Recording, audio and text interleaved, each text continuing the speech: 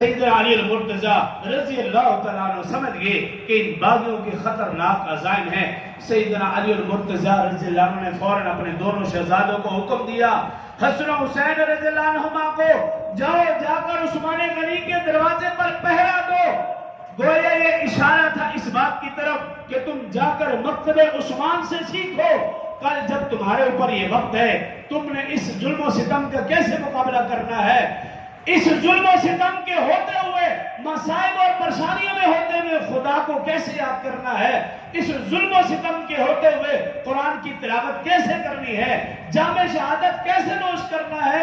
اور اس ظلم و ستم کے ہوتے ہوئے ان ظالم و جابروں کا مردانہ وار مقابلہ کیسے کرنا ہے۔ حسن و حسین نے اگر سیکھا تو عثمان غنی کے دروازے پر پہرا دے کر سیکھا۔